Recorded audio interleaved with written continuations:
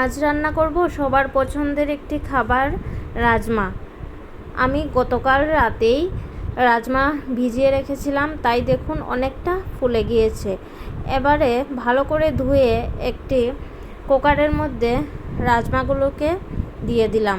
তার মধ্যে দিয়ে দিলাম 2টো তেজপাতা, 2টো দারচিনি, একটা স্টার, একটা বড় এলাচ আর 4টে লবঙ্গ দিয়ে সামান্য পরিমাণ জল দিয়ে দিলাম। জলের মধ্যে পরিমাণ মতো নুন দিয়ে কুকারের ঢাকনাটা লাগিয়ে বসিয়ে দিলাম 3টে সিটি দেওয়া অবধি।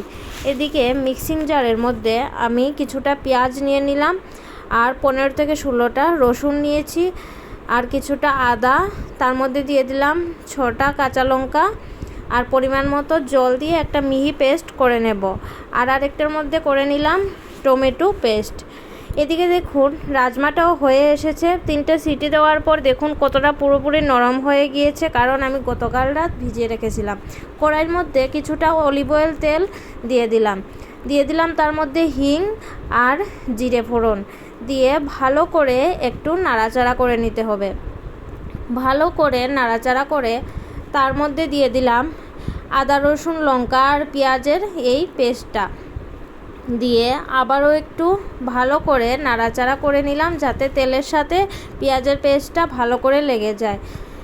পেস্টটাকে একটু সময় কষিয়ে পেঁয়াজের একটা গন্ধ চলে গেলে তার মধ্যে দিয়ে দিলাম টমেটোর পেস্টটা দিয়ে ভালো করে একটু নাড়াচাড়া করে নিতে হবে।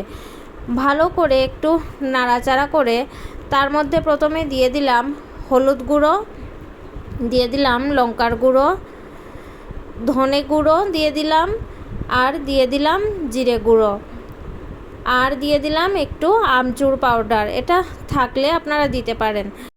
আর দিয়ে দিলাম রাজমা মশলা দিয়ে ভালো করে মশলাটাকে কষিয়ে নিতে হবে। যদি নিচে লেগে যায় তাহলে আপনারা একটু গরম জল তাতে ব্যবহার করবেন।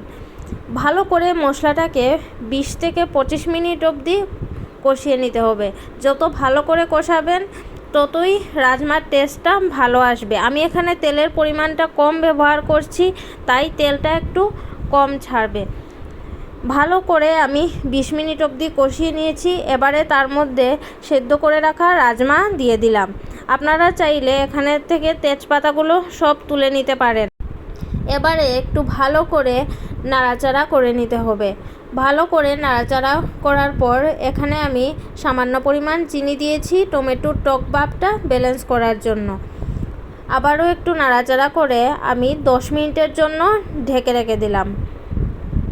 10 মিনিট পর দেখুন ঢাকনা তুলে দেওয়ার পর গ্রেভিটা কতটুকু ঘন হয়ে এসেছে।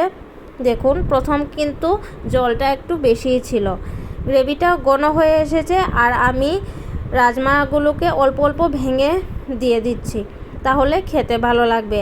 আর নুনটাও টেস্ট করে দেখবেন, আমি পরে একটু নুন অ্যাড করেছিলাম। তার মধ্যে দিয়ে দিলাম কাসুরি মেথির গুঁড়ো আর কাঁচা লঙ্কা কেটে রেখেছিলাম, কাঁচা লঙ্কা দিয়ে দিলাম। তার মধ্যে দিয়ে দিলাম ধনেপাতা দিয়ে আবারও একটু ভালো করে নাড়াচাড়া করে নেব। আর সবার শেষে দিয়ে দিলাম অল্প একটু গরম মশলা দিয়ে আবারও একটু নাড়াচাড়া করে ঠান্ডা হয়ে এলে একটা বাটিতে নামিয়ে নিলাম। একদম সহজ পদ্ধতিতে আজকে রাজমা বানিয়ে দেখালাম। আপনাদের কেমন লাগলো প্লিজ কমেন্টে জানিয়ে দেবেন। আমার রান্নাগুলো যদি আপনাদের ভালো লাগে প্লিজ আমার চ্যানেলটিকে সাবস্ক্রাইব করবেন এবং কমেন্টে জানিয়ে দেবেন যে পরবর্তীতে আমি আর কি রান্না করে দেখাবো। আর বেল আইকনটা প্রেস করবেন, তাহলে সবার প্রথম ভিডিও আপনি পেয়ে যাবেন।